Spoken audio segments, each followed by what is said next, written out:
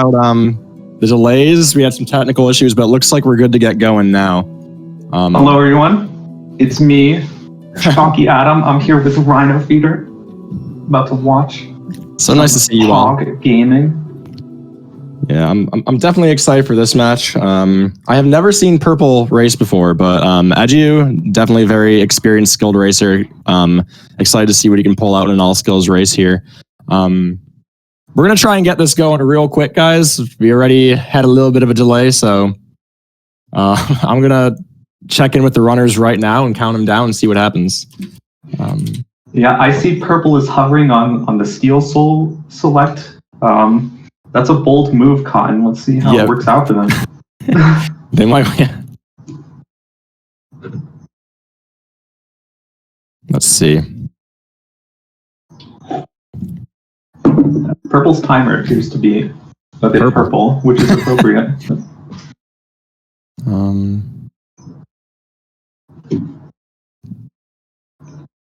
Okay, Edu is ready. And then Pyr0Z. All right, I'll give them a. Oh, Pyr0Z is not ready.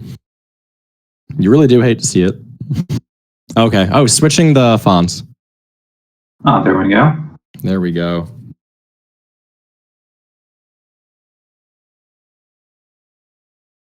You know, I know I just hyped up Eduboy a little bit, but I'm also excited to see Pyr0Z here. Pyr0Z does not have a PB. From what was I right there? Pyr0Z doesn't have a PB? That's right. Pyr0Z told us that he has a current patch PB, but not a 1221 PB. We don't know how much Pyr0Z has practiced this run, so he might just get world record immediately. Yeah, anything could happen. Could be world record. You never know. We have no idea. Yeah.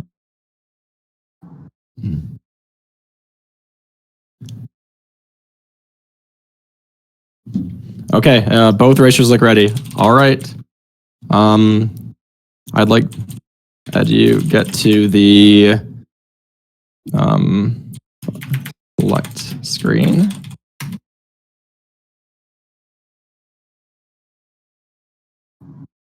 Just waiting here for Edu to get to the Steel Soul select screen. Edu just chilling in speed gaming chat. I don't know if you know this, but you're racing in a moment. Yeah, you got to get ready there, bud. Okay, he says he's there, so there might just be a bit of delay. All right, I'm gonna count it down now. Here, I'll go from 10.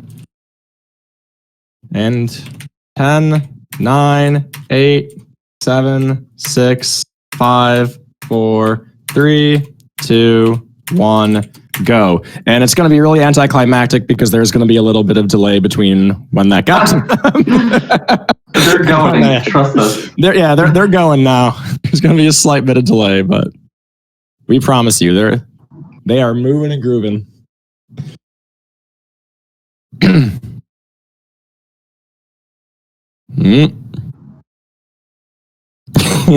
Okay, maybe they aren't going. Maybe they're not. Oh, they're going. Edu's going at least. There we go. Okay. Both start. All right. After 33 minutes of delay, we're ready. Nothing. The show must go on. So, what are the crucial parts in this run that you're looking for, Adam? Like, where do you think the big moments are going to be? So, typically in these early rounds, what you're most concerned about are deaths, and there are a few points where deaths can easily happen in this run. One is in Soul Sanctum. 2 is probably in Crystal Peaks, and the third is with the Isma skips. So that's what we're concerned about most for like truly run-ending mistakes. But there's a lot of interesting movement tech in the run that we'll be looking out for. Yeah, I would say those are my 3 most scary places as well. Especially dying in D-Dark is kind of the worst. Just because, we take a bench in City all the way up in Spire, and then we have to go all the way through C Peaks, get Crystal Heart, D-Dark, and then Dream Nail, all without taking another bench or really healing it all. So a death there is pretty costly. Yeah, I'm going to be looking at if the runners make mistakes and take damage there.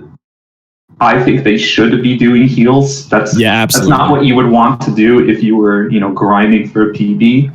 But in a race condition, you definitely want to take those heals and stay safe, especially in that split because it's so long and so punishing if you die. Yeah, absolutely, and I agree with you totally. In a tournament setting, healing is the smart move if you're a little scared or afraid something can go wrong here. Blue pointing out that dying to sibling climb also costs like 2 minutes. Yeah, we don't really concern ourselves with that because competent runners won't die to that, of course. Oh my gosh, Adam throwing shade. No pun intended with the throwing shade comment though. I mean, the runners got a little desynced at the start, but I think Edu is like 5 or 6 seconds ahead, if I'm paying attention correctly. Yeah, looks like we got a little bit of disconnect from Purple for a moment. Well, looks fine. Looks like we're back. Okay. Purple going for the bottom platform double spike. Does not work out. A little early on that spike kill.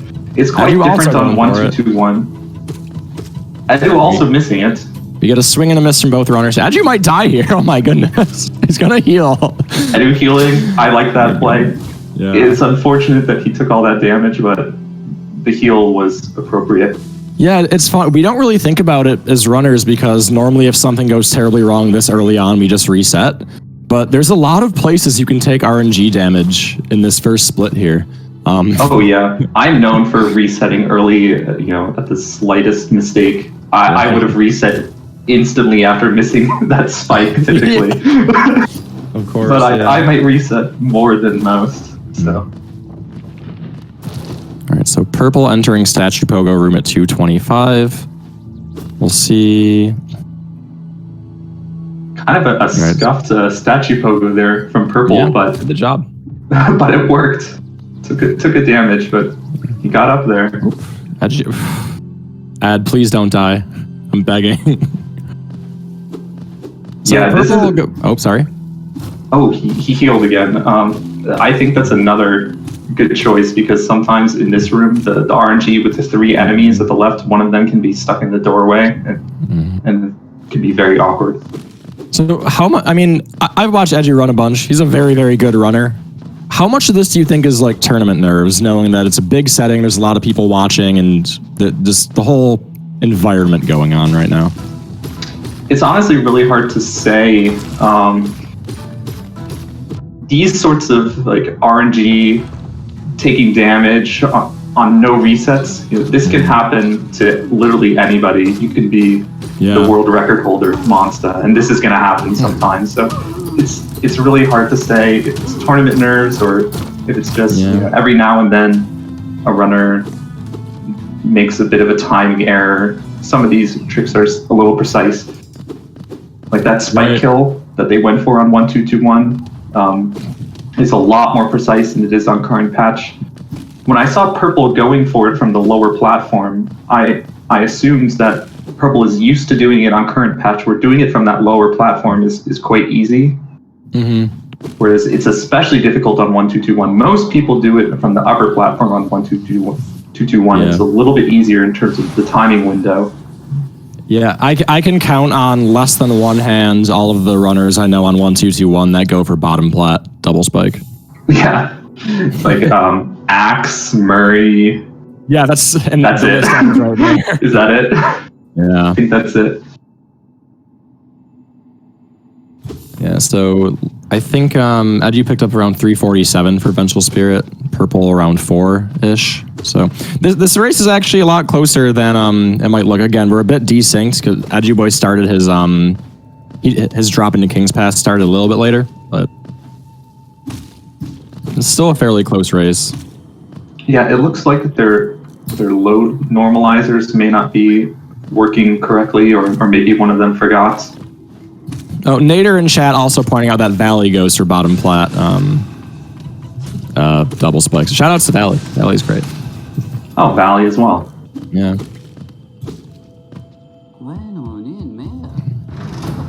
Alright, they both had pretty clean ancestral mounds. Not much to comment on here, honestly. I didn't count how many balders Purple got, but Edu getting a 3 spit, which is annoying, but that's not like terrible. You know, for me, anything 3 and under is like fine.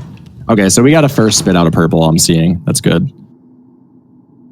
Yeah, that balder. I mean, I would certainly be extremely frustrated. You know, if I got a 5, 6 spit or something.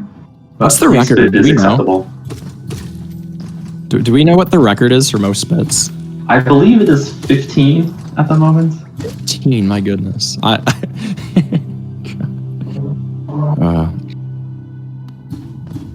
Alright, so I'll keep an eye on what time each runner walks into green path here. The first fireball skip coming up for Purple, let's see how they execute, because, okay, they just don't go for it, which, knowing that they come from current patch, that doesn't surprise me, because in current patch, we don't do that skip, because we normally don't have enough soul. Right, that makes a lot of sense. So 549 entering the first green path room. We'll see how Edu compares in a little bit. It looks like Edu's maybe about 10 seconds ahead. Yeah. Yeah, so for those who don't know, on current patch, the little, and Eduboy hitting the fireball skip, for those who aren't familiar with the difference between patches, that little funny walk away fireball kill we do on the balder, current patch, we can't kill the balder off screen like that.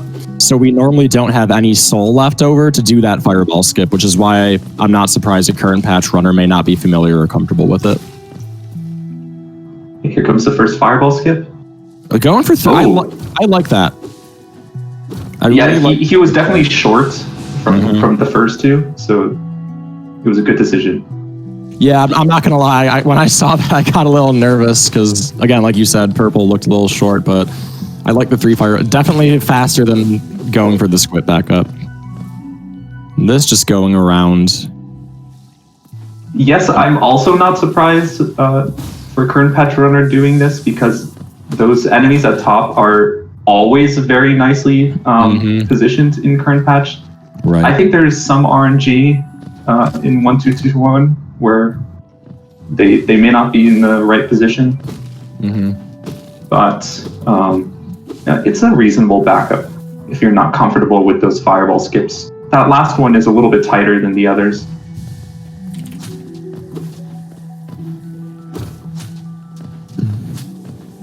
So let's see here. Eduboy gets the fireball skip. Yeah, very clean green path so far. Well, very clean fireball skips. Purple getting the kill quick, nice. Collecting all 40 Geo, always nice. Geo isn't that tight in this category early game. I mean, it's tight, but it's not as tight as a category like any %, I would say. Yeah, I'm a little bit concerned about their HP right now. I'm concerned this about. This could get ugly. Oh, this could get have to ugly. hit the double. Yeah. Oh wow, that's gutsy, and he gets it. Yeah, that paid off. Definitely paid off. Yeah, and I think I saw Edu ahead by like 20 seconds going into Moss Knight. Yeah, this is why I would say, okay, so he's playing it safe with these Moss Knights, which I definitely respect that. When you're at 3 HP here, if you get bad Moss Knights RNG, you can end up tanking 1, sometimes even 2 damage, and then all of a sudden you're looking at a risk of dying to Hornet at 1 HP. Let's see how Edu is able to handle the Moss Knights. He is also at 3 HP, so... Oh, he just goes for it, and he gets the RNG. Yeah, that's always... like, you can get hit easily 2 to 3 times down there if you're not careful, if you get bad RNG. So definitely a little risky going for that in a tournament, but again, pays off.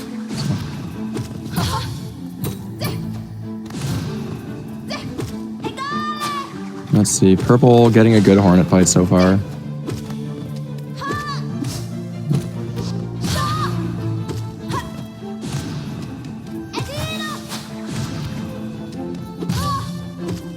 Yeah, Purple in this fight showing a little bit of inexperience, perhaps, a little bit of timidness in the fight, but relatively clean nonetheless. Edu hitting a couple nice doubles here. Yeah, real nice. Looks like Edu having a very nice fight there with those doubles. It's like the second or third double I've seen. Yeah, real nice fight. Yeah, so the way that Hornet is done optimally is after we stagger her, we hit her in a specific pattern over our heads and then try to hit her with the fireball on the same hit that staggers her. And what that does is obviously we get a double hit. It's a lot more damage, a lot more efficient. Setting that up can definitely be a little tricky, but it's very worth it to go for it. Yeah, there's a little bit of debate about whether or not it's worthwhile intentionally trying to get doubles, or if you should be going for the corner lock strategy. And sometimes Hornet will just jump too far and go over you, and that would be like an appropriate time to go for a double for sure. It's not clear exactly what the best strategy is on Hornet, despite many years of people running this category. There's still no consensus. What I've started doing is if I get the glitch where Hornet doesn't stagger backwards anymore, then I start locking her in a corner. But if she's still staggering, I go for doubles. That's my recently philosophy. And it looks like we're gonna get a sync here from Purple just to bring the runners around the same time. Yeah. So touching on what Rhino just said about that fight, for those who don't really understand some of the nuances of the fight, when you stagger Hornet, typically she has a knockback animation where she goes flying backwards. And that's your opportunity to get a double hit with a fireball. If you hit her with the fireball and get that knockback, sometimes she can fly back and get hit by the fireball again. But if at any point in the fight, for some reason, Hornet decides not to go flying back, we don't really understand why, but it's some sort of glitch where she will not get knocked back again in the fight. And so then doubles become impossible.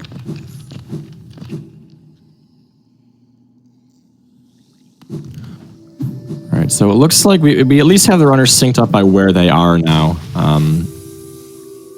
Okay, so we had a bit of trouble with those bouncy mushrooms. About a 50-second lead for Edu at this point. So he's gonna. I like the way he approached those enemies, making sure It's always good there to make sure you hit the fireball hits both the Geo-Rocks and the enemies. Oh, going for Murray Pogo, getting it, nice. That's a real swag. It's a real swaggy Pogo right there. I don't go for it. I'm too bad. Yeah, it is actually faster than the traditional ePogo setup, but it's obviously somewhat risky because you're intentionally taking a damage tank for double damage. So Edu missing Mantis Pogo and Purple having some trouble with ePogo here. Yeah, it looks like he's going to go around. Yeah, that's if you're already got hit twice, probably the smart move because one more hit would kill Purple here. Those explosions do 2 damage. Wow, did you just see that back? Yeah, I did. That was actually really cool. I've never even seen that before. Wow, that was I've never seen that back up. Yeah, going up the middle route there. Wow. But again, a lot of things that we're seeing from Purple are it makes a lot of sense again when they told us that they've done current patch runs but don't have like a 1-2-2-1 PB. And again, ePogo, a trick that is dramatically different on current patch versus 1-2-2-1. So yeah, that's a trick that's much easier on 1-2-2-1 for sure. Getting the kill here. Let's see if they get Mantis Pogo. Ooh. They could die. Okay. Purple could die. Okay. I like that decision. That fireball there. Please don't die. Okay. Heal once. There we go. Okay. Purple stabilized a bit here for the time being.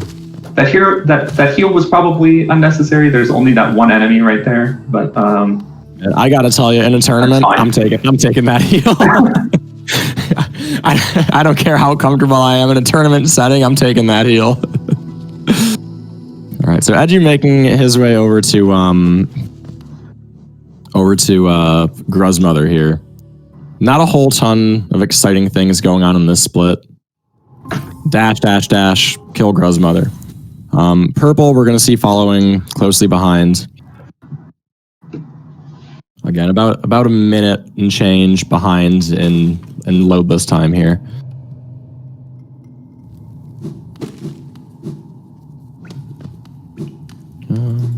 Yep, they're just cruising through these rooms.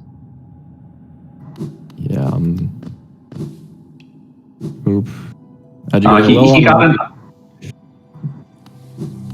good backup though. Good backup. He got a bit of an unfortunate pattern there with Gru's mother going up so quickly.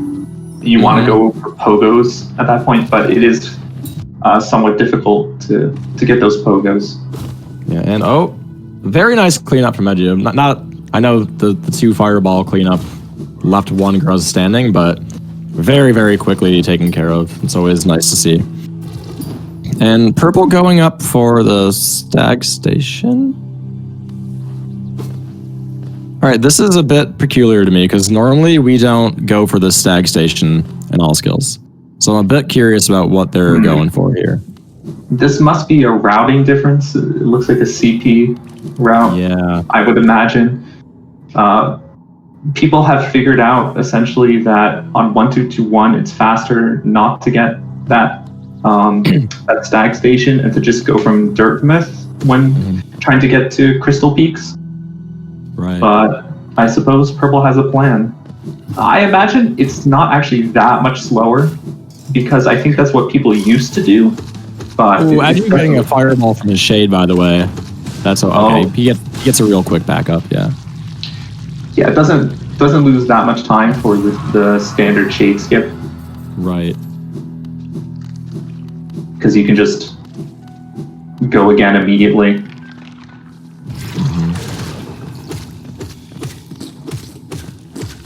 I'm gonna switch over to Edu's audio as they're ahead here.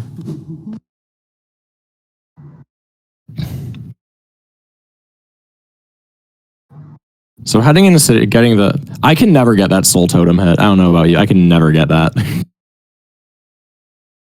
Yeah, when I was learning this category, I just didn't even go for it. Yeah, I don't even go for it because 99% of the time I miss it and then I've just lost time for nothing. So, yeah.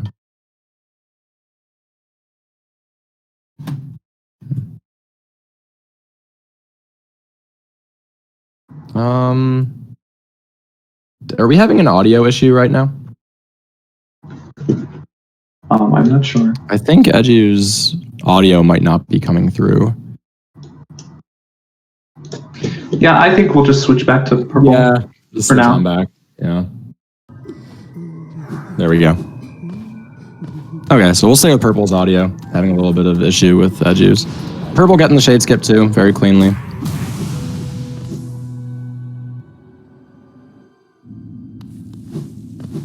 And Edu almost going past the bench, remembering that this is not any percent, and he needs to take that bench. Yeah. All right, so for anybody who isn't familiar with this route, the runners need to get 800 geo here, and the reason is because on 1221, a big part of this run is utilizing a mechanic known as lever skips, which is using the extended range of dash slash, which is one of the nail arts in this game, to hit levers through walls. It is very much not developer intended, but because it's still available on this patch, we use it, and it makes the run a lot different than it would be on current patch. So that's why we're going out of our way here. You see Edu killing Gorgeous Husk, and then just saving quitting out. We really only do this for the geo. And then you're going to see Edu head up into Kingdom's Edge soon and kill a bunch of hoppers. And this is a fairly new geo routing from my understanding, compared to what the old geo route used to be for this category. Yeah, almost every main category relies almost entirely on relics to hit the major geo stipulations. This run a little bit different than most runs where it actually relies on enemies to get some of the geo. Yeah, and one of the bigger reasons for that being, in a category like any percent where we're using Lantern to open up Crystal Peaks, that's 1,800 geo, so that's a lot of geo the runners need to get. In all skills, just by the rules of the category, we already have dive, so we just use dive to get in the peaks instead. And thus we don't really even need, we don't need Lantern at all. Yeah, that's definitely a huge difference between the categories. My only concern now is if purple starts doing CP routing, I don't know the CP route at all. I have no idea where they're supposed to be going or what's supposed to happen. So. Neither do I, and they're exiting the Gorgeous Husk room. Normally you just quit out there and you go straight into Kingdom's Edge. Let's see where they're going. But they're collecting more Geo here. Okay. That's something that's interesting. Yeah, it looks like they're heading back. I'm not sure exactly what is happening here. I guess we'll find out. Edu with a real good Geo count. I know I said we need 800, but shortly after this 800, we need another 300 to get into or to get King's Station after we're done in city to go back to Dirtmouth. So it's always good to have a little extra Geo from the hoppers going to Dash Slash. But yep. Okay, so purple is heading over. It looks like to get Dash Slash. Yeah. But they just didn't do the quit out. Maybe they're just not aware of that. Yeah, it could be. But they are doing the proper route by and large. Mm-hmm. Chat saying that purple didn't quit out to get more Geo. However, okay. Yeah. You know, because they spent the 50 Geo on the Stag Station, so maybe that's right. Yeah. Okay. So that's what happened here.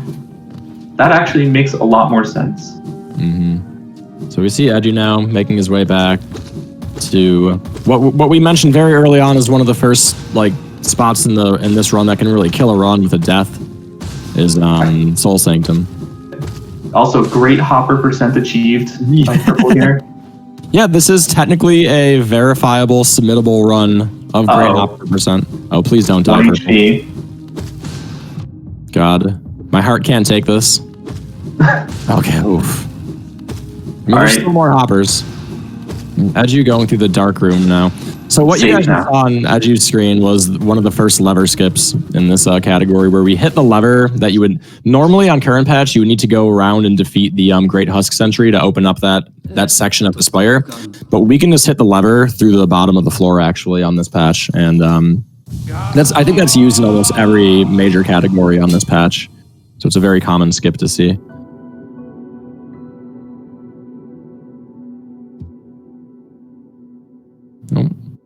Edu pogoing the air. Very, very good speed tech there. Very little known. It's much faster. All right, so this enemy here, some people just shoot 2 fireballs right away. Some try and conserve their soul. And I like just shooting 2 fireballs like Edu just did.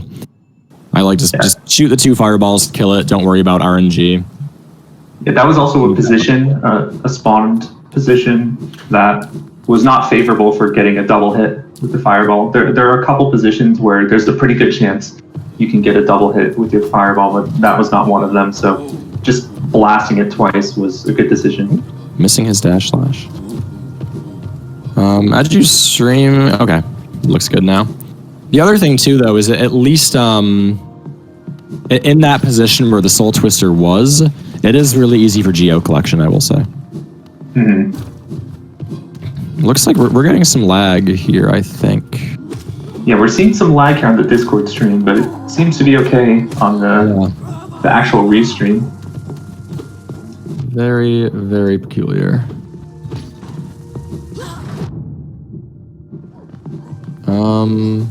I think I've just lost the stream entirely in the Discord.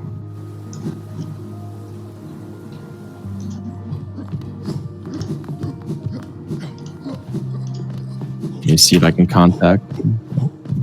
I can do some delayed commentary from watching the Twitch stream, but yeah, we can watch the Twitch stream. We're gonna have a little bit more delay now, but we can comment on what happens. Oh, I think we have the Discord stream back. I got the Discord stream back. Does Edu have much longer loads or something? Someone asked in chat. Everybody in this tournament should be using a 2-second load normalizer. That's not something we normally would use, but for a tournament setting to make things easier to watch in real time, we are in fact using that. But yeah, there's no guarantee that the runners are actually using it. But well, Edu's loads look extremely long. I don't know if he's using the normalizer or if that's just his computer's speed. Yeah, I do know there were some people who had computers in this tournament where 2 seconds wasn't long enough of a load normalizer, so definitely some first round technical issues to figure out here. And Edu going for not the super speedy strat, but a good early start here on Soulmaster. Soulmaster can be a real jerk here if he gives you a bad pattern, but not too bad. Really good fight from Edu.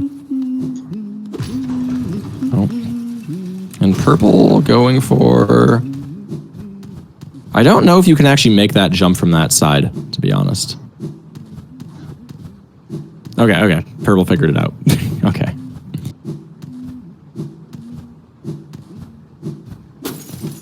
So I'm interested now to see if Edu goes for the quick kill. And he is going to go for the... Okay. Gets one fireball off. Very nice.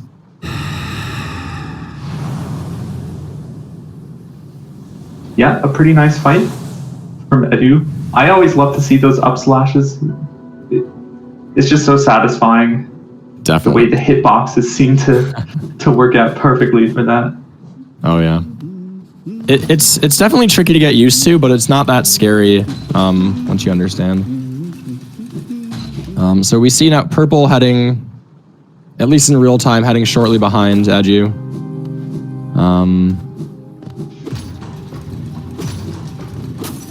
Going to the right here in Sanctum, They might not know, again, if they're familiar mostly with current patch strats, they might not know the lever skip in the previous room. Well, that's not a current patch strat as far as I'm aware. Yeah. So I don't think you can hit that lever through the floor like that. That's true. On current patch. This is like a 106 route. Yeah, this is interesting. And getting really bullied here by the soul, and that's the negative of going from that bottom route, is now there's two soul twisters to bully. Yeah, so he's skipping the Soul Warrior with Shade Soul. That Soul Warrior is extremely fast, so it's actually not worth taking this route.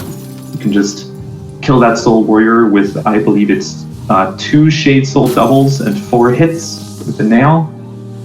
I think is right. That is correct, yeah. 4 nail hits and technically 4 Shade Soul hits, and we hope for doubles. Pyr0Z getting that soul before I like that. I definitely don't like going into this fight without any soul. And Edu making quick work of getting out of Sanctum. He's got a good geo count too, keeping in mind that we killed the first row of enemies in this next room he's about to enter. So let's see how nice Soulmaster is to purple. It's one of the most frustrating things in the world when Soulmaster teleports away from a fireball right as you shoot it.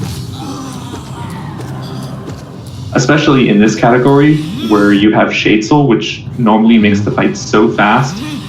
And so missing a Shade Soul loses relatively a lot of time.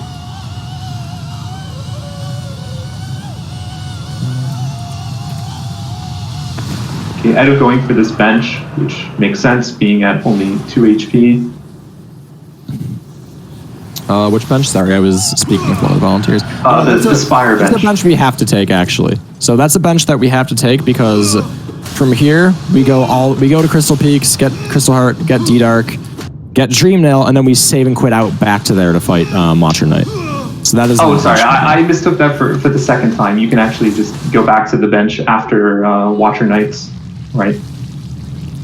And some people do that.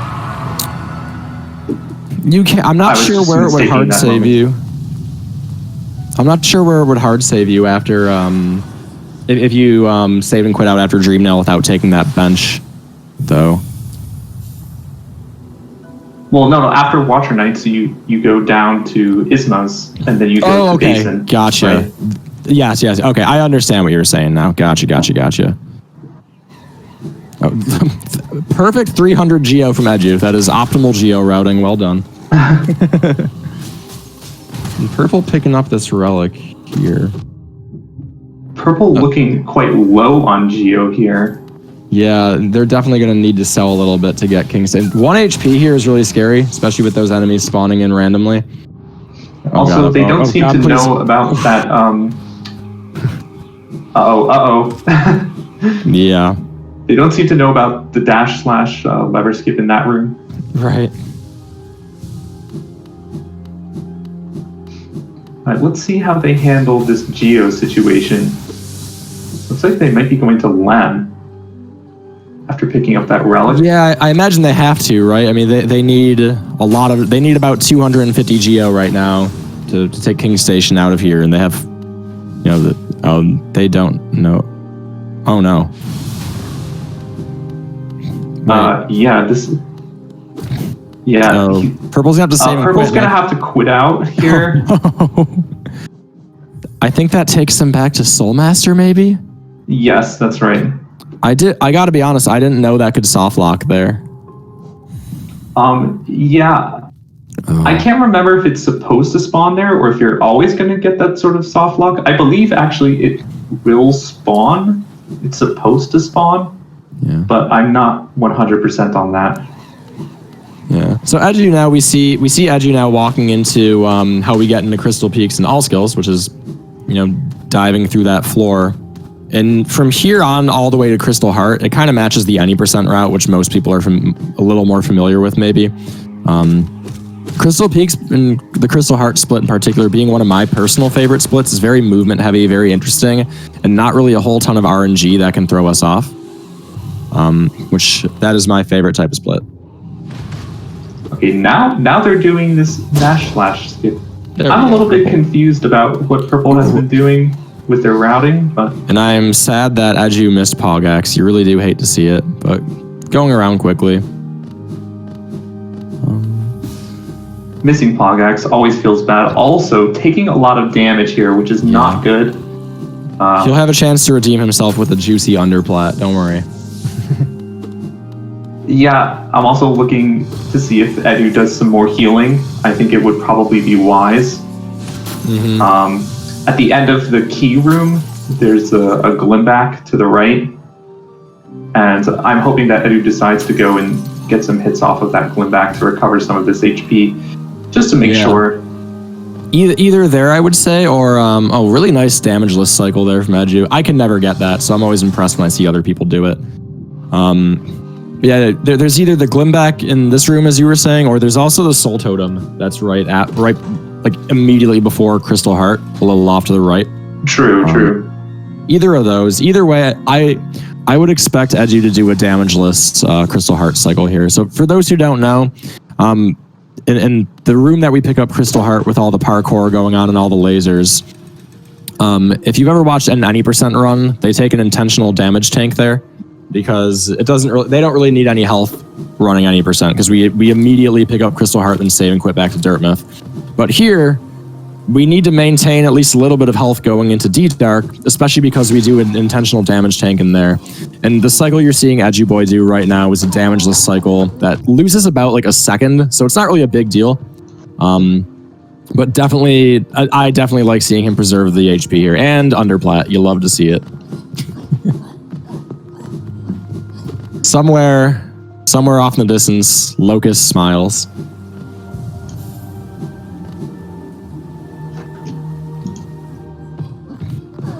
We see Purple here now with about 500 Geo. Very curious to see what they do with that. Yeah, I think what happened was they realized they were at low Geo. Hey, I'm sorry, what just happened to Edu? Edu just canceled his C-dash over the spikes and fell. May have been a fat finger or something. Yeah, definitely an interesting routing decision there to stop the C-dash and fall into the spikes. Yeah, I don't think that's optimal. Oh, we're getting health from the Glimback here. I like that. Yeah, definitely not a section we want to go into with 2 health. So I'm very, very happy to see that. Nice, good, safe tournament strats. So now see how Edu does the Crusher cycle here. Very nice.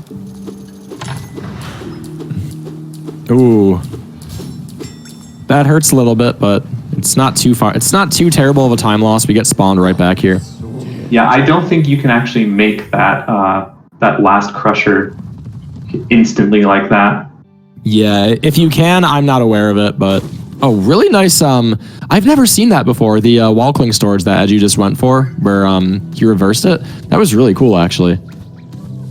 Oh, please don't. This is like probably the worst place in the entire run to die. Oh no. Yeah, please don't die. Whatever Okay, you do. leaving that room. I can't remember what's on the other side. Okay. I mean, dying here is just, it's scary because we go all the way back to the spire if we die here.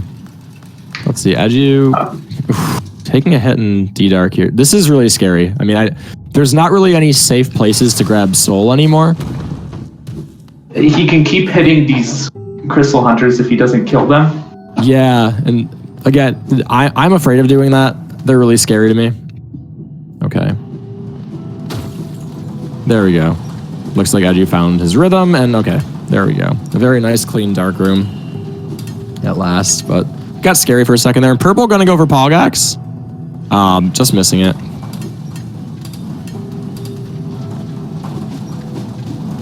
But yeah, so another thing we need health for here, for any viewers not familiar with the category, when we pick up D-Dark, we get it by destroying a big giant pink crystal at the end of this room. And with the final hit, if we hit it with a dash slash, it keeps our momentum traveling forward, and we fall off a ledge and into some spikes, and that hazard respawn from hitting the spikes actually gives us control of our character earlier than we normally would get it. So it saves a bit of time here. So you're going to see Edu get 7 hits on this crystal, break all the planks in front of him, and then you're going to see him charge a dash slash here, and it looks kind of funny, but it saves quite a bit of time. Yeah, so here's the hazard respawn, and he has control of his character already.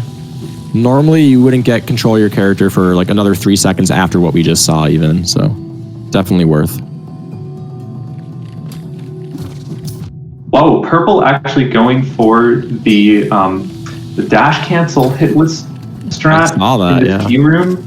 That is a pretty new and somewhat advanced strat for this room. Yeah, again, I've gotten it like maybe 2 or 3 times. I don't even go for it anymore. But. Yeah, I do go for it in my runs, but I have spent quite a bit of time practicing other dash cancel strats. Right. Definitely something that you don't see very commonly, especially from runners who may not be as experienced. I'm just excited to see here if Purple looks like they're doing, okay, they're gonna do damage this cycle. No, they're taking damage here. I'm curious to see if they go for underplat. Please, nice. Both runners getting underplat, so everybody's a winner in my heart today. We'll see if Edu, there's an underplat here Edu can go for. Underplat to Electric Boogaloo, and he does it. Nice. Almost getting a little nervous there. Goodness. Oh yeah. Yeah. And we'll see. We'll get a good idea of the time difference here in a second, I guess. I'll just remember roughly 28 minutes for Dream Nail for Edu. Now Purple coming up to the D-Dark split, one of the most common death places in this entire run.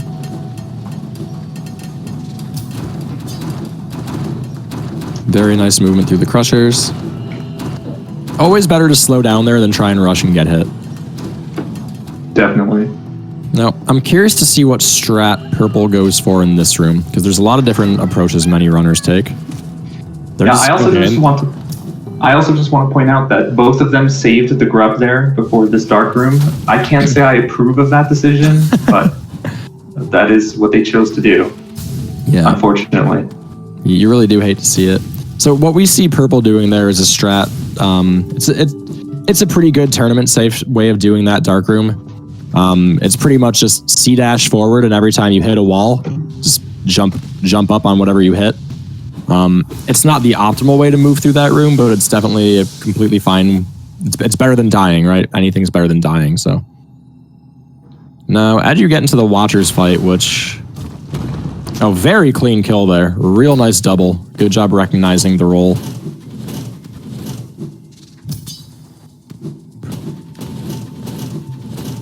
There's one more hit on them.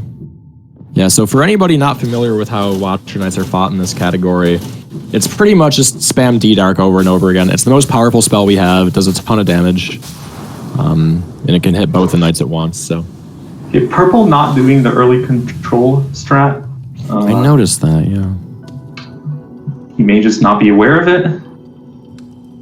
Yeah, I don't know if it's a current patch thing. Again, I don't really play much on current patch, so it's hard to say. But Edu having a really good fight with Watcher Knights being taken care of here.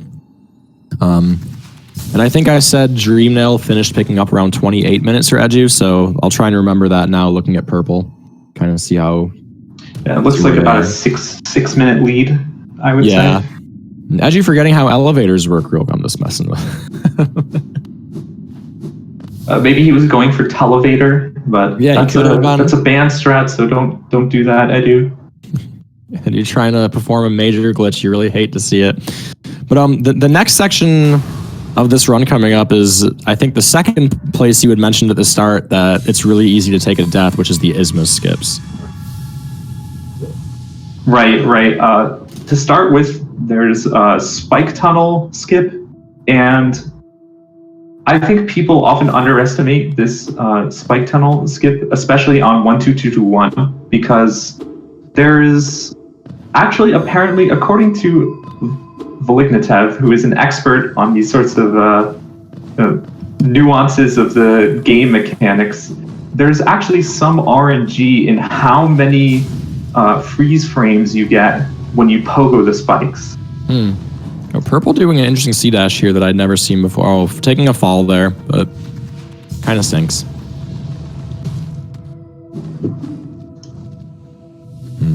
And they're just going to jump across the Oh, taking another fall there is purple.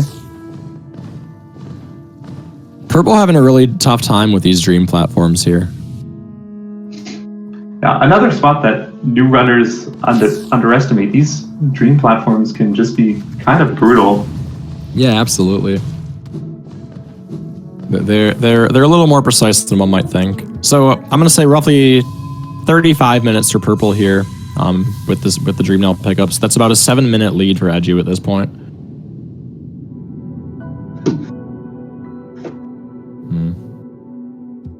And now I'm curious to see how Edu handles the Spike Tunnel skip here, as well as the Isthmus skips. Definitely, in my opinion, probably the hardest skips in the category.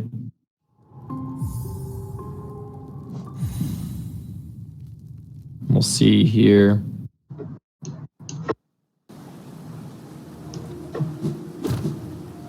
Oh, falling off the ledge there, definitely very common. We want to be about as low on that ledge as we can be for that jump. See, second try. Okay, so gets it second try. So not a huge time loss there.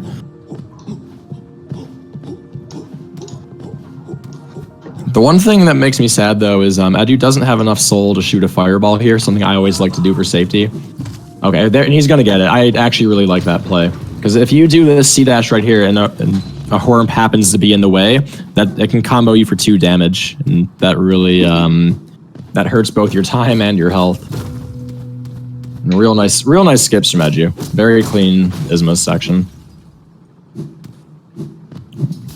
Right, that setup list strat that he did, another dash cancel strat, sort of a common theme that a lot of these newer strategies are utilizing, this dash cancel, a somewhat underused mechanic in most speedruns. Right. Yeah, that I was surprised at how much that mechanic actually has application, especially in this category. That with Isthmus skips, the skip that we were talking about in Crystal Peaks earlier, well, with the damageless key room cycle, and then with Basin skip, which we might see Edu do in a little bit, heading up to Broken Vessel here. Purple making quick work of the Watchers so far. Yeah, purple seems to be a fan of using Shade Soul over D-Dark in most situations in this fight. I can't say I entirely disapprove as a true ending runner. Yeah, definitely agreed. So let's see. I'm very curious to see how much these Malarks are going to bully Edu. There are a couple runners in the community who like to make predictions about how many times they're going to get hit by these Malarks in their chat. So if anybody wants to place bets, now may be a good time to do it for Edu. But there is As RNG as it may look, there is a fairly consistent way to get through the Malarks with only getting hit 1, maybe 2 times, barring some really, really, really unlucky RNG, but it's mostly consistent movement. Yeah, there's only one Malark that we always just try to C-dash past, and there's a small chance that you get hit. That's really the only one that has major RNG. The rest, there are strats where you can time things properly and guarantee not being hit. Some people don't go for them. They're not always the fastest option even. Sometimes it's faster just to tank some damage. Depends on how risky you want to take this section.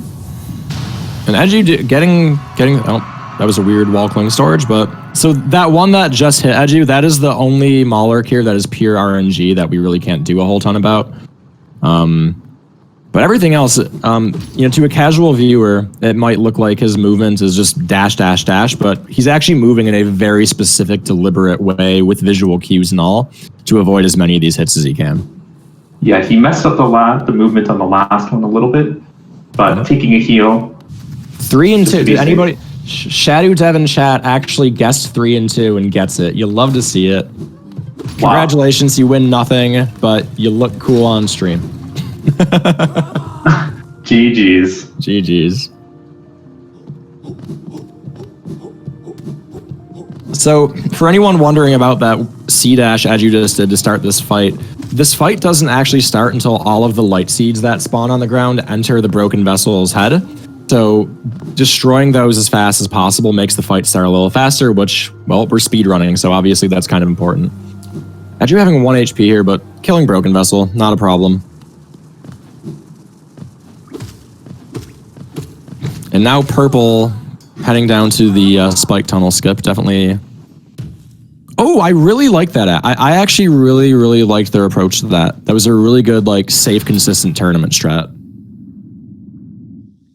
I don't know if you were watching purple, but they did a fireball to buffer their spike tunnel pogo. Yeah, really like that. It does look like a nice safety strat. Yeah.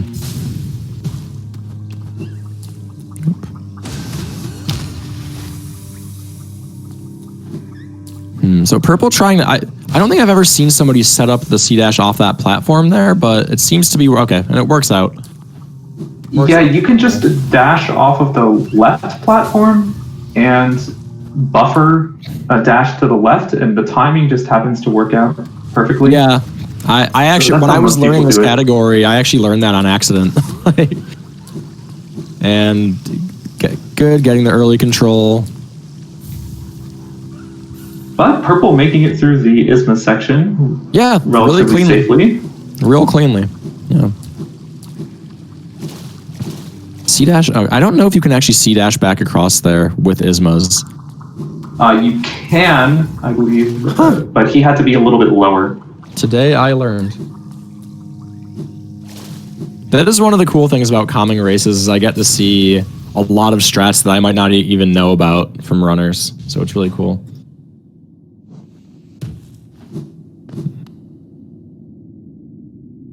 Excuse me.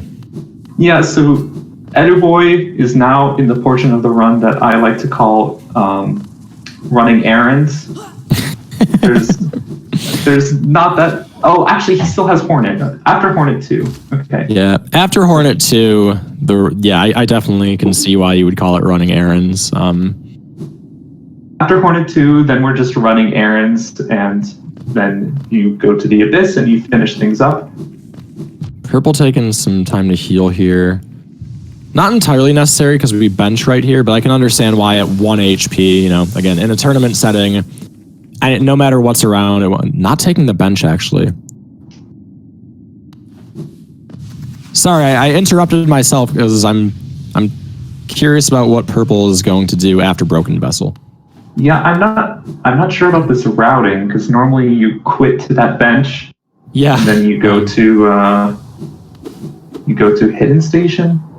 Right. I suppose he plans on manually working his way back to Hidden Station, which is definitely a could bit be of time.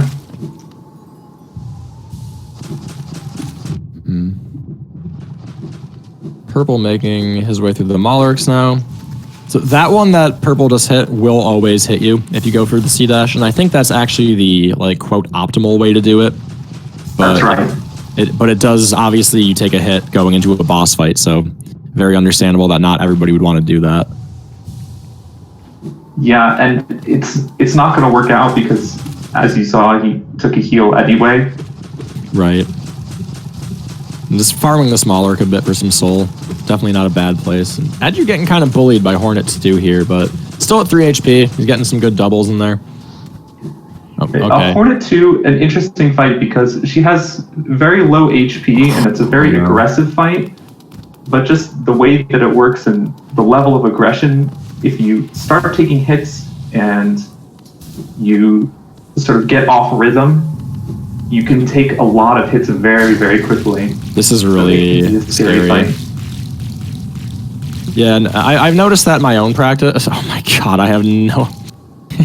I just want to point out the skill it took for Edu to make that jump over Hornet's dash, but not jump too high and hit the spike ball above him, was actually insane.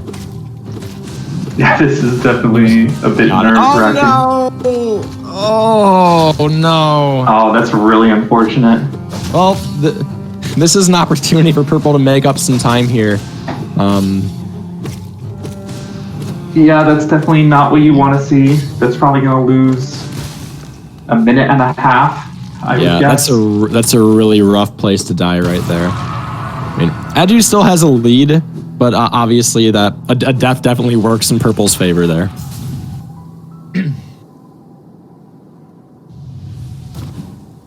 I'm curious to see now if this time around Edu takes the safety bench.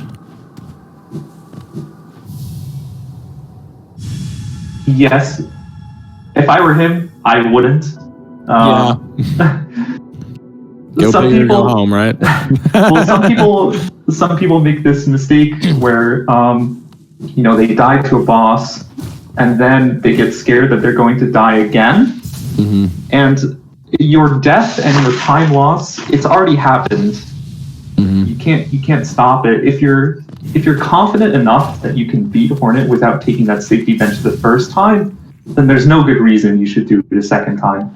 I like the attitude. I like the mentality there. You know, I was just about to comment too how I'm really impressed that we've gotten this far into the run without a death. I was just about to say that too. So yeah, chat telling us to tell Purple to quit out after the wings, but he actually didn't take the bench. So yeah, that would have been a major mistake if he had done that. Actually, right. I don't know where it would have taken them back to. Actually, I think Spire.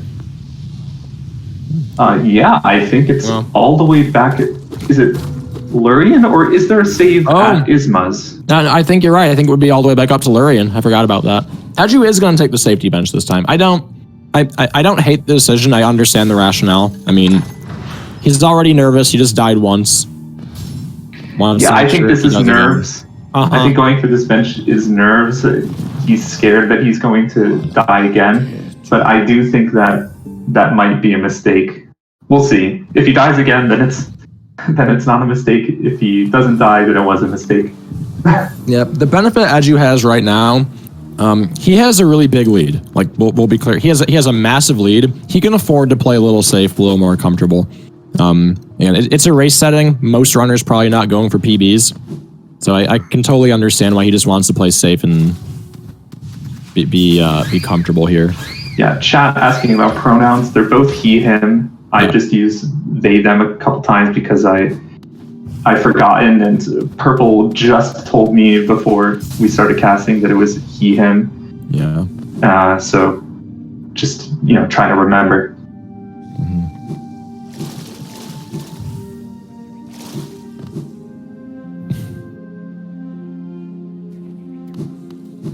Okay, so this looks like a much cleaner Hornet fight.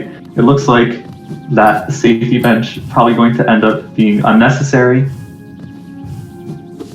Yeah, very good. There you go. That's probably the fight he had hoped for the first time. Yeah, Purple also taking the safety bench the first time. That makes a lot more sense. If you're not confident in your Hornet fight, you should just take the safety bench right off the bat. Yeah. If you are confident, you should never take the safety bench. That's my general rule. Sure.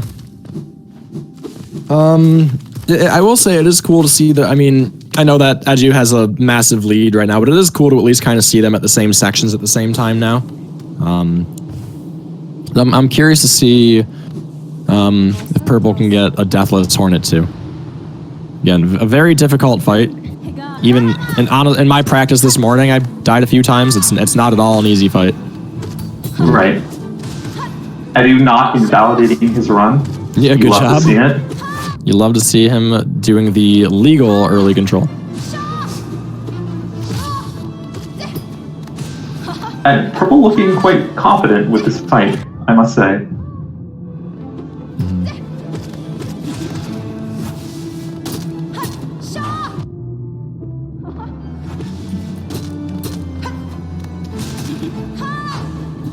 And now Edu's in the portion of the run that I call, errands. Running errands, right? Purple on 1 health. I'm nervous.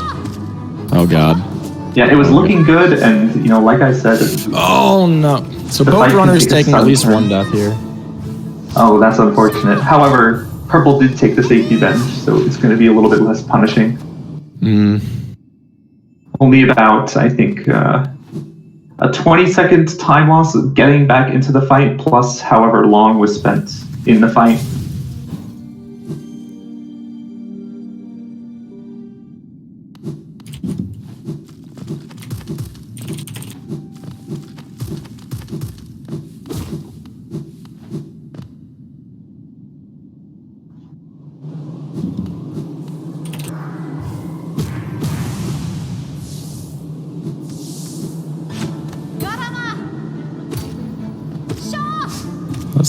Yeah, so not much to really commentate right here. Edu just heading up to Howling, to Cliffs or Cyclone Slash, which is not really much going on in this split. Just a bunch of C-dashing and dashing. Not really any enemies we need to kill. Not really any skips.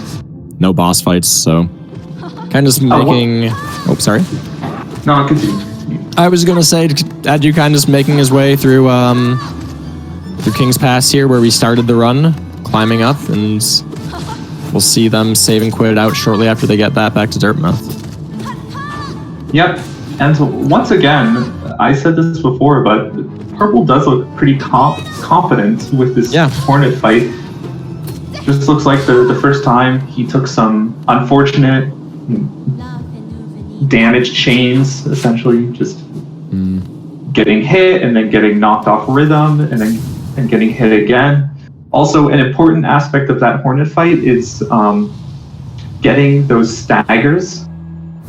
A lot of the rhythm is based around chaining those staggers together, and if you get hit, then very often you're going to actually lose the stagger chain, and that can screw things up a lot. Right. Yeah, Hornet it's very much a fight about getting into a rhythm with Hornet and having a good pattern going. And like you said, if you get off that rhythm, things can get a little dicey.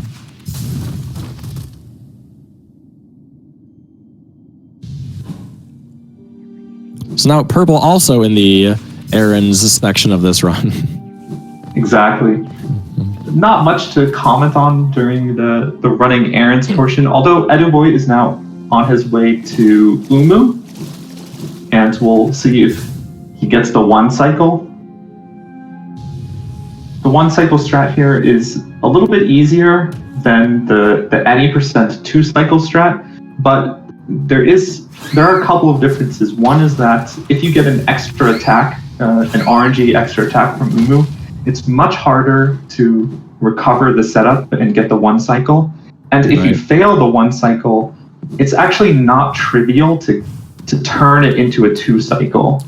Yeah, and that's a really important point you make, because I see a lot of runners like, oh, well, to get a 2 cycle, I'll just try the 1 cycle, and if I fail, I'll get a 2 cycle. It's not always that easy, because like you said, if you mess up the 1 cycle badly enough, it becomes, like you said, it's very non-trivial to get a 2 cycle if you don't do enough damage. Yeah, because you send Umu off screen to get the 1 cycle, and so if you screw it up, then it takes 2 attacks for Umu to just get back on screen, and so you don't have the same opportunity to get in Dream Nails and recover all your soul and get a nice damage rotation at the next opportunity. Where's Purple going? That was an interesting. I've just never seen that route taken to get back there. That was I was like, are they going to go for Fury or something here? Maybe. Yeah, that's actually the old route that people used to take to get up to Howling Cliffs. Nice. Shout outs to Edgy for the Cyclone Slash. You love to see it. I feel like Cyclone Slashes don't get used enough in this category, or Cyclone Drops, I should say, specifically, don't get used enough in this category. Yeah, there are a lot of spots where, you know, these nail art strategies can save you just a tiny bit of time. And we'll see if Edgy gets I certainly would not remember them very well. 1, 2, 3, 4, and he may have been a little late there. It looks like he gets the kill. Real good one cycle from Edu. I was a little worried that his second 2 fireballs were a bit late, but it looks like he pulled it off anyway. Real nice. Yeah. Actually, I think it was perfect because he started his fireballs a little bit early, I thought. And I thought it was actually a nice adjustment on his part to delay his last nail hit and to delay those fireballs a bit, because if basically any part of Umu's hitbox is still touching the wall, then he'll get stuck and you'll only get a single on one of the fireballs. So I actually thought it was absolutely perfect for him to adjust like that. Yeah, that's the good point you make too, because I remember Edu's first fireball was so early that I was almost worried it wasn't going to hit. I was worried Umu was still going to be immune. So yeah, good adjustment, good understanding of the fight. For those who don't know why we push Umu out of bounds for that one cycle, inside of the arena, if Umu touches any platforms, it kind of gets stuck in the platforms. And Umu doesn't like get knocked back or whatever, which makes it very difficult, if not impossible, to get double fireball hits. By pushing Umu out of bounds, we completely remove all of the friction and any physics from the game that would interact with Umu, and it allows us to freely get double fireballs on Umu. Right. And Edu displaying a nice understanding of that by delaying his hits at the end so that Umu had time to drift past the right wall of the arena just enough so that he could get those doubles. Yeah, definitely. That's what when a lot of people ask me for help on, you know, why aren't I getting the one cycle, what's going on? One of the biggest problems I see is that, like you just said, they shoot that first fireball before Umu is fully out of the arena, and then it doesn't double. So definitely a small little nuance to keep up on. Yeah, definitely a mistake that I used to make a lot in the past as well. And I've been working on that one cycle for a long time because we do the exact same setup in True Ending. And that was a very common mistake for me as well, until actually fairly recently. Real nice Fog Canyon climb from Edu, by the way. That room is a lot harder than it looks. I appreciate a good clean climb there. He's going for the airwalk strat. Nice. Yeah, I call this whole section running errands, but I don't want to be entirely dismissive of it. There is difficult cool movement here going on. Yeah, definitely. So what an airwalk is, for anyone who's not familiar, if you dash over a section of the ground in the game Hollow Knight, I believe this is only on 1.2.2.1. It might be, again, my current patch knowledge is embarrassingly bad. But if you dash over a seam on the ground and then buffer a jump right out of it, the game will still think that you're on the ground for a little bit, which allows you to do an extra dash in midair. And that can be utilized in a few different places for speed tech. Purple going for a D-Dark strat with Umu. Interesting.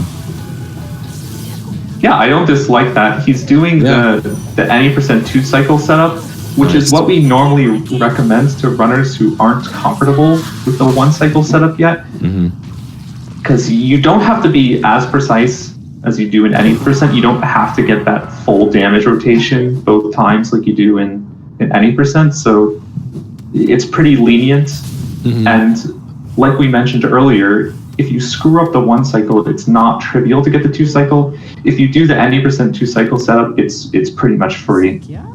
Yeah, I as much as I normally don't like using the term free, but I would agree with you there. If you go for the any percent 2 cycle setup with the all skills loadout, it's pretty trivial. Just because Shade Soul does so much damage. I'm being told in chat too that D-Dark strats can also 1 cycle, so that's nice. I imagine it's extremely tight though, much tighter than the normal 1 cycle setup. A real nice great slash section from Eduboy. His movement there is, as we were talking, his movement through the through all the thorn section stuff was pretty good. And purple getting Monomon now. So again, real time, runner's fairly close. I think Edu just really putting his foot on the pedal here, trying to close out this race, but very happy to see purple still going strong here. Yeah, it's been a clean run from purple. The only death we've seen is Hornet, I believe. Mm-hmm. Was there anything else? I don't think so. That's the only death I remember was Hornet too.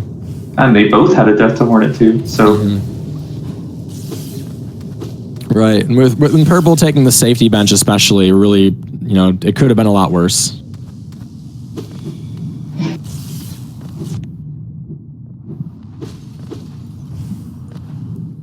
Edu coming out on the Howling Race arena, which honestly, I don't know how to do this arena properly. I'm not sure anybody truly knows how to do this arena properly, but...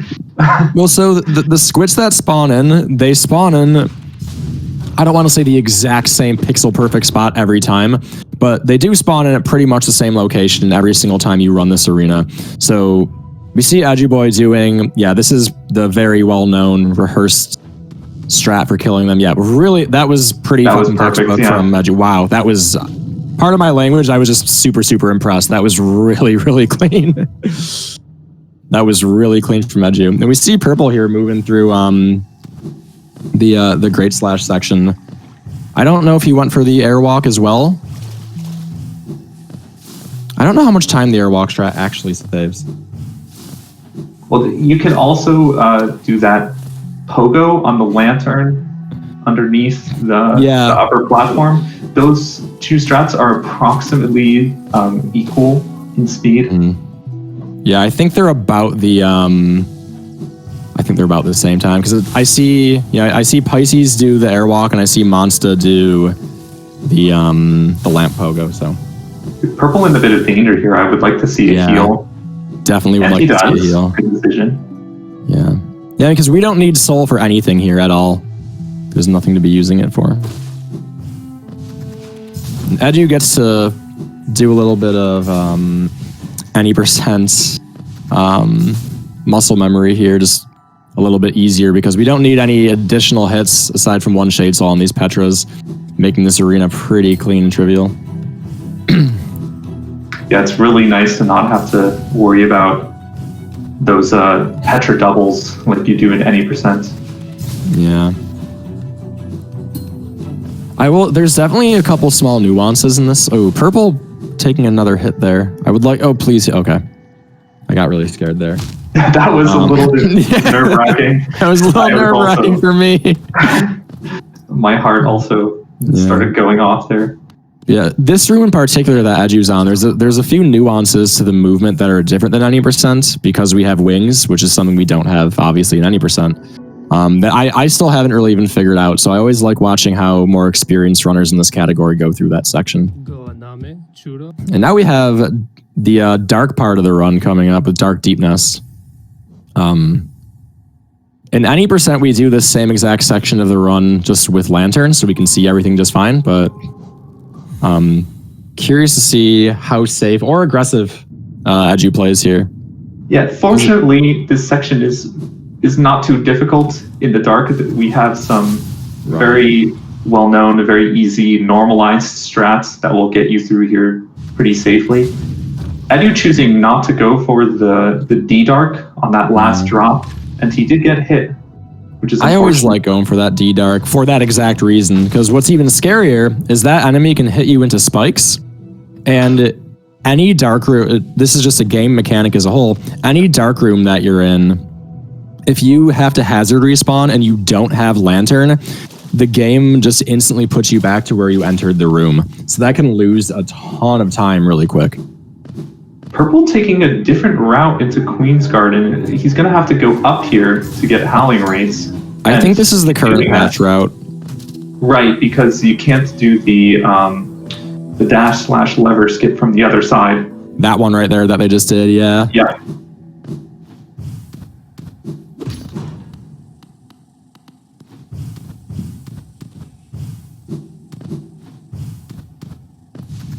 And then Edu making his way through Beast Den.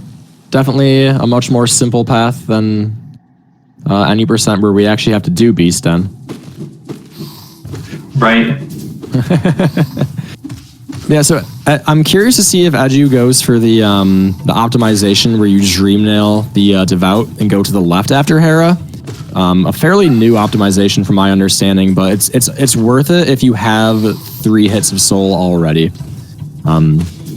So I'll be curious to see if that's their intention. That's why a lot of runners don't go for the D Dark in that first Dark Room, to save up enough soul for that.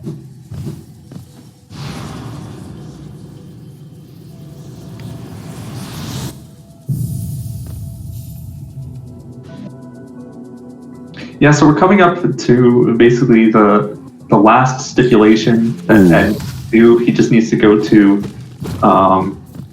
the Abyss now and grab Shade Cloak and Abyss Shriek, and then Abyss Climb, which for me is probably my favorite part of the run. It's the most interesting movement, in my opinion. Yeah, definitely. It's a great part of the run.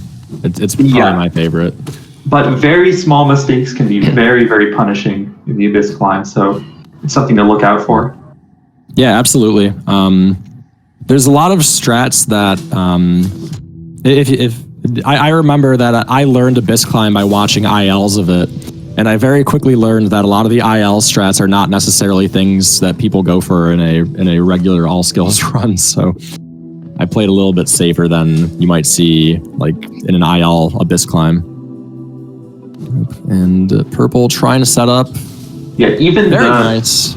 Even the quote-unquote normal Abyss Climb strat has some things of questionable difficulty. There's a lot of spike pogos where the platform is essentially slanted above you, so you're pogoing up into spikes and you need to move out of the way almost perfectly to manage that.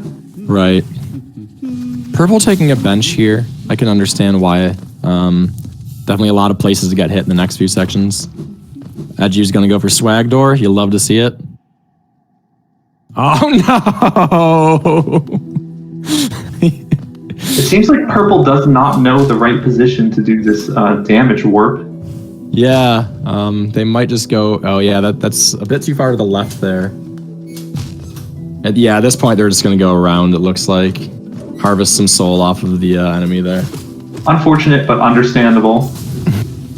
If you don't know that spot, then there's not really much you can do about it.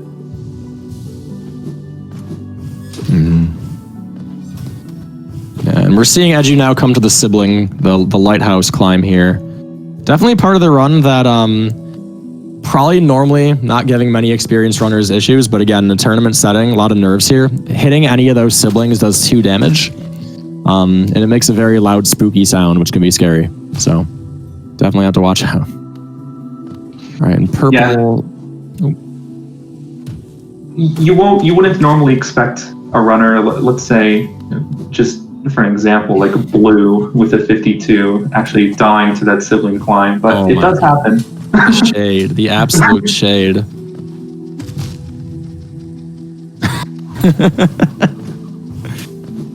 Well, you're going to have to answer to Blue later.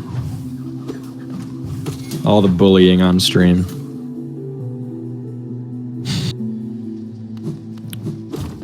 Purple now heading into the dark section. Yeah, I definitely agree with harvesting a little more soul there. You can also dream nail those enemies. I don't know if Purple knows that on this patch, those spikes actually don't hit you. Probably not. He looked a little bit scared. Agreed, he did, yeah. Yeah, so for anyone who doesn't know, the spikes those enemies shoot on this patch, they literally are useless. So you can stand right next to them and they will go straight through you without hitting you. So those enemies are very safe to dream nail for soul and heal up and everything. Taking another heal here. Yeah. That's probably wise if he's not super comfortable with this dark deepness section. Oh, trying to harvest, I think, one more heal off that enemy. And it's getting a little bit of extra soul there. Yeah. All right, let's see Purple handle this dark section. Looks like he knows pretty much where to go. Has to avoid those spikes below him, which he does. Mm-hmm. Oop. Ooh, very, very close there. Yeah. He's playing this very safe, which, again, probably the right play here. But he makes it through without getting hit. That's the important part. Because taking a hit there is really, really time-consuming.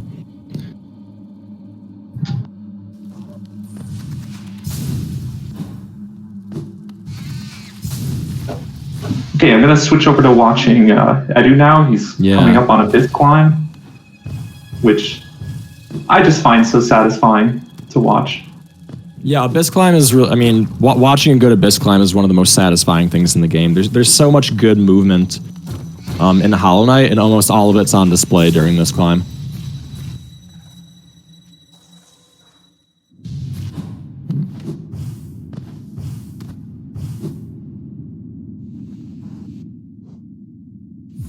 Oop.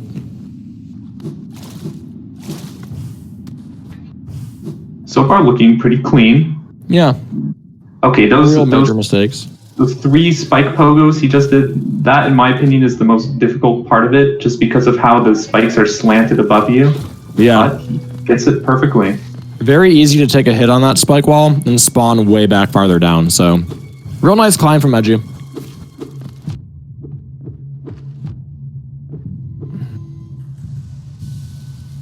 And now we just go back up to Dirtmouth with the stag, and we go fight THK, and that's the run. So, Edu looking to be on a good pace here for that.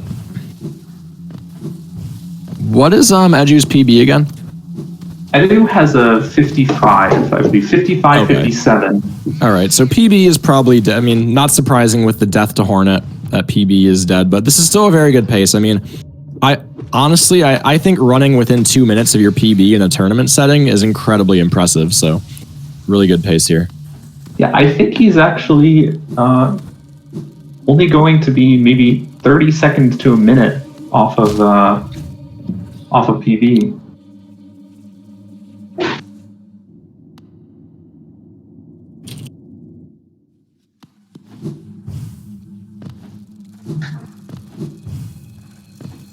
I think without that death to Hornet, Edu could have been on PB pace here, which is quite impressive for a race. Yeah, absolutely. Yeah, getting a PB in a tournament is pretty insane. But no helicopter night. Very, very disappointed to see from Edu.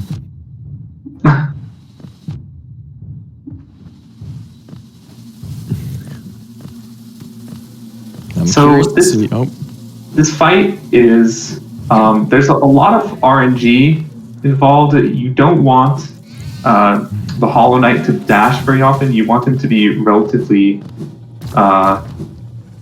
stay in the same spot essentially, so that you can just get shrieks. Mm-hmm.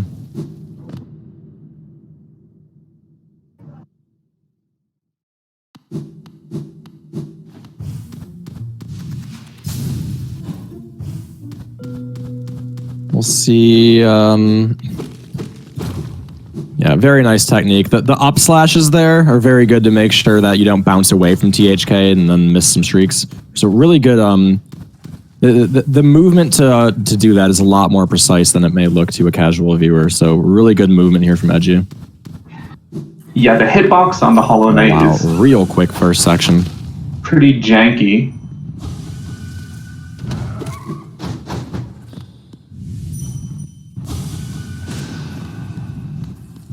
And he gets Scream Skip. Yeah, that was a real good fight from Edu. Like, that was an incredible fight. Yeah, it's actually Very well. possible to do scream, skip, skip. Yep. But he didn't have quite enough soul to do that. If THK gives you the one attack, I don't know the names of attacks, but if he gives you the one attack where he just floats in the air shooting infection bubbles everywhere, it's very easy to get. So yeah, a nice 56-29 out of Eduboy. That is a fantastic time for a tournament. So GG's to Edu, our winner here. I'm going to go ahead and let Purple know now. Like I said, about 30 seconds off of PB. Without that death to Hornet 2, what a bit of PB. Quite impressive play from Edu. Now we can focus on Purple, just finishing up the run. Purple probably wants to go to the right here. Yeah, on current patch, that Devout does not respawn, and so you can just go to the left. Yet another difference that Purple may not have been aware of. Well, you know, something I just realized reading chat here is we did mention that Purple doesn't have a PB.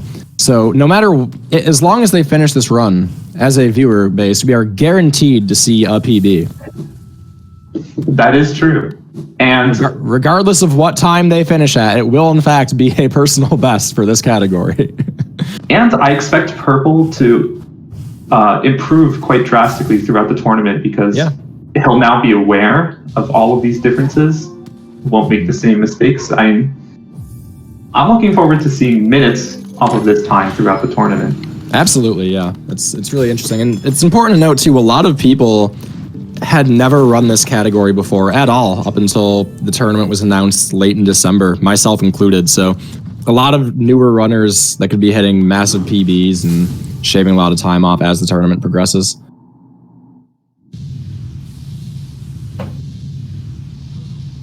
Yeah, we can maybe wait a little bit before getting Edu in here for his interview. Right. Because Purple he's fairly close to finishing the run, so we don't want to have to wait a long time between the two of them. One thing I can do, though, is go ahead and mark Edu as the winner.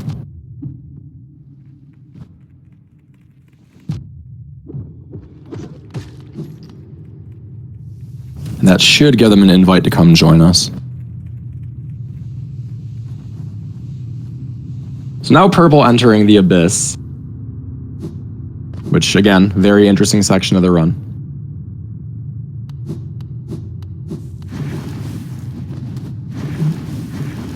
I will say doing the lighthouse climb on 3 HP has me a little nervous, but 2 HP has me even more nervous. Okay, definitely heal. Because as we mentioned before, one hit from any of the siblings does 2 masks worth of damage, and that's an instant death, and it is a long way back to here if they die. I'm just choosing to pogo up the siblings. Do you actually know how many hits it takes to kill the siblings? If I'm not mistaken, it is 4. Okay. With face nail. I'm gonna heal one more time here. Purple going over the top of swag. Of the lighthouse. I've never seen that before. Yeah, I gotta be honest. I did not know that was there. Yeah, screw underplat. We've got over lighthouse. Over lighthouse is the new meta, the new optimal strat that every runner should be incorporating into their runs immediately.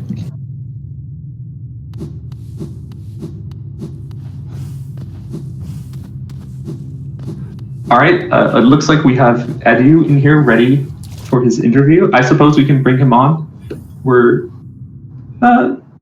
Do we want to wait? Yeah. Do we want to wait? I would do either.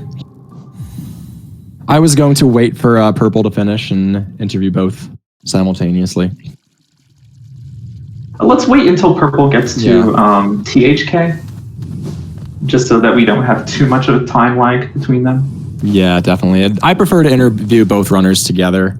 Again, assuming that Purple remembering that they can that he can see dash here. You'll love to see it. I'm interested to see how Purple handles Abyss Climb because I believe it is the same on current patch.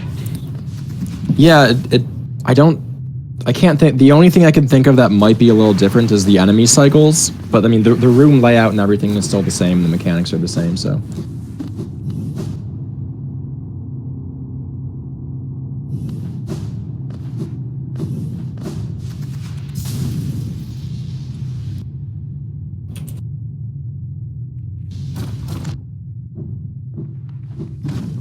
And purple coming up here on Abyss Shriek. Pretty simple.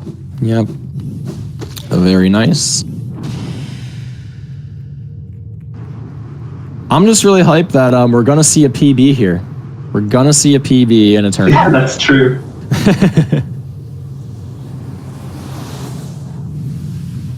Yeah, just Abyss Climb, then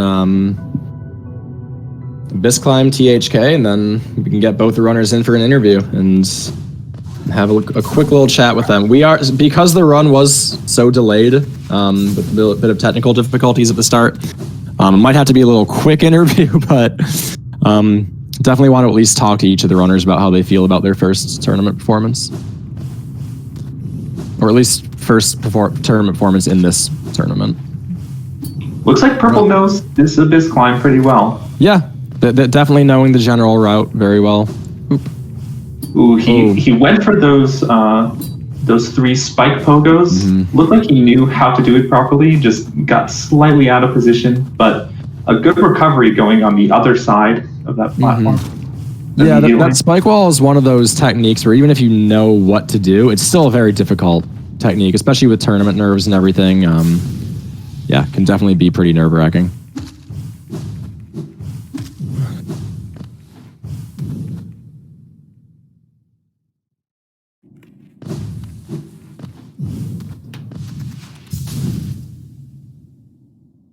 Purple's also going to be heading into the THK fight with almost full soul. Yeah, so great to see that. Assuming they don't heal, which I would expect that they just take the bench.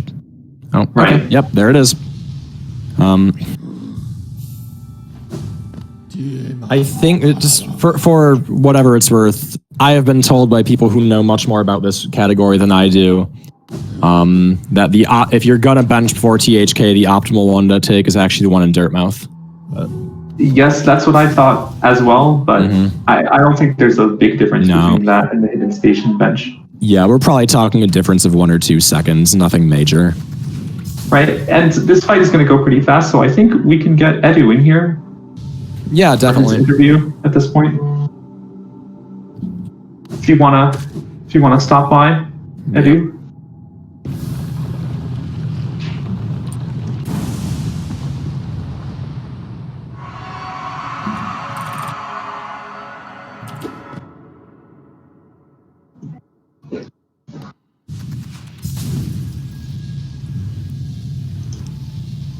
And there's Edu coming in here. What's up? Hey, congrats on your first round win. Yeah, thank you.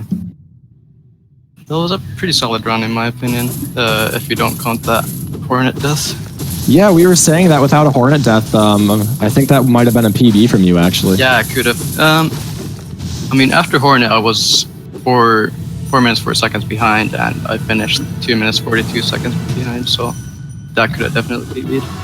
By the way, I don't know if you're reading Twitch chat, Edu, but Nader has a message for you that he might feel strongly about. All right.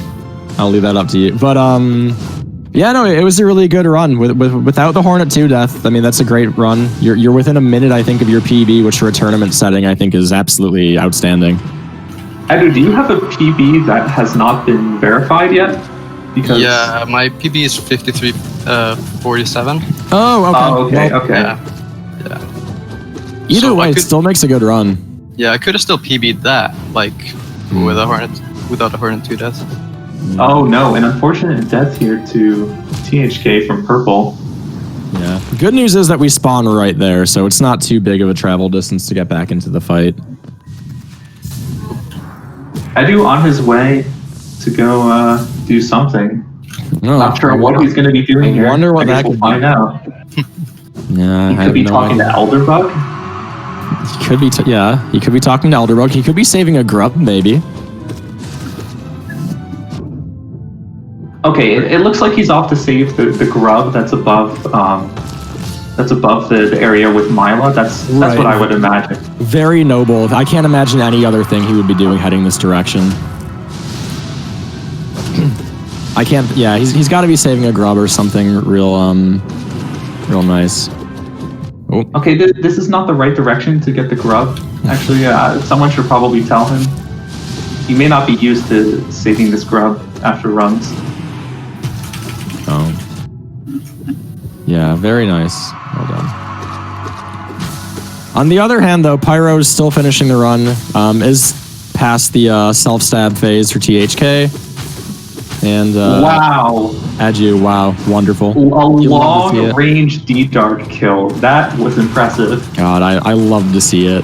I haven't been this happy in a long time. But so Pyro's getting stuck on the wrong side of THK here, unfortunately. It's a lot harder to approach THK during that attack from the right side, but not getting hit, definitely important. Looks like the fight is about to end here. Yeah, there's the final scream. No scream skip or scream skip, but the fight should end. Very nice. Purple with a PB. Yeah. You love to see it. Actually, I think he had the opportunity to do scream skip there. He had enough soul, and it looks like THK was within range of dying to that one Abyss Shriek. And but there still, it is. A nice PB from Purple. Yep. A nice PB with some baked-in time save, and we'll see if we can get Purple. We can get Purple in to do a quick interview before we start the next race on this channel. Yeah, I don't know who's racing next, but it probably doesn't matter. They're not that important, I think. Wow. Wow. Hello, sorry. I have a 100 server limit issue here, and from what I've seen before I turned off the stream to set up the Discord stuff and everything, now I have to. I was planning to do that before going to the Hollow Knight, but then people started saying that So now I need to wait through this cutscene to go through, and then I finally get to do what I normally do when people decide to kill Mila. So, Adam, I hate to leave you hanging here like this, but I actually was supposed to start my race on this same channel 7 minutes ago, so I have to hop off and set up, but I want to quickly give congrats to both runners. Really good runs. It was a joy and an honor to commentate both of you. And good luck in the rest of the tournament. Okay, so now that we have Purple here, so how do you feel about this run? Have you completed a run on 1221 yet? No! I've done a bit of practice for the different tricks in 1.2.2.1 to make sure. But I do think that I did a lot of current patch stuff that normally wouldn't be done here. Yeah, I did hear from you. I did hear that you're not meant to get the bench in the Crossroads, but I did that, and then but to be honest, it wasn't really that big of a time waste. I still got dash slash, so yeah, it's not that bad to get that bench, but there were a few other things, like you went on the lower route to Queen's Gardens and then worked your way back up. But since you can do the dash slash lever skip, you don't have to come up from the bottom. You can just go straight to the top. And what else? You didn't get the bench in Ancient Basin. You can just get that bench, and then once you get wings, you quit out to that bench. Okay, that was all. Yeah. So there are a few things to look over in that run, but it's going to be nice when you have some free time save in future runs. Yeah. So looking forward to seeing that. I did practice a lot of 1.4.3.2 instead of this because I was way more confident in that. Plus, those started off with Attorney itself, and this is just Swiss for now, so exactly that category was much more important. And there we go. I also died to Mila, so the balance of the universe is back in. I've restored balance to the universe. Great. Yeah, you're actually on a pretty high delay, so we have not observed this yet. It's like you're from the future. Spoilers. Spoiler alert. Purple died to Myla. Actually, wait. Everybody in the chat is going to know that I died to Myla now. Wait, never mind. Everybody's saying spoilers. Damn. We have no idea what happened with Myla.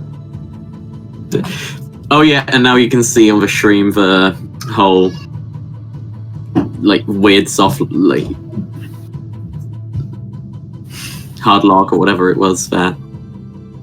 But yeah, congrats Edu on your time. You played way better than me, and just way less. Just made way less errors. Well, he's more experienced on this patch, and yeah, this is pretty typical of a first round race. But your race was quite nice. Both of you died to Hornet 2, so you don't have to feel too bad about dying to Hornet 2. Yeah, I was hoping that I wouldn't die to Hornet 2, and I could have maybe saved a bit of time there to catch up. But other than that, it was a clean run. You made good decisions with your heals and in the right spots. And yeah, looking forward to some big improvements throughout the tournament. I'm hopeful that I will. Now time to watch Rhino and see if I can... Also, Yeah, so- for Enchap just asked if I quit. No, I didn't quit. And anything I do would give me a personal best, so I'd rather get a personal best than quit. Yeah, so we're gonna turn over the stream so that they can get started on the next race. But Yeah, that's fair. GG's to Edu and Purple, and thanks everyone for watching. Hope you all stick around for the race between who is it? It's Rhino and let me just check.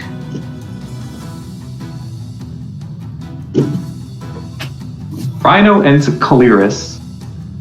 So good luck to them, and yeah, thanks everyone. Yeah, thanks. GG again, Pyros. That's a pretty good first run, honestly.